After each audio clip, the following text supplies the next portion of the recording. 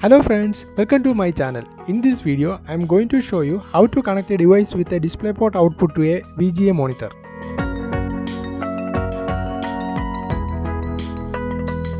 To connect a device with a DisplayPort output to a VGA input, you will need a DisplayPort to VGA adapter or cable.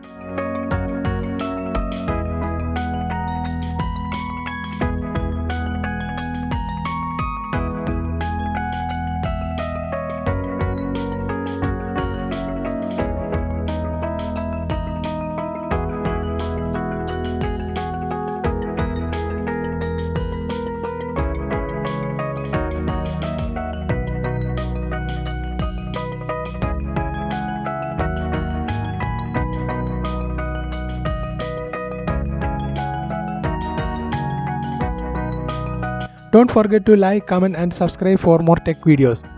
Thank you for watching.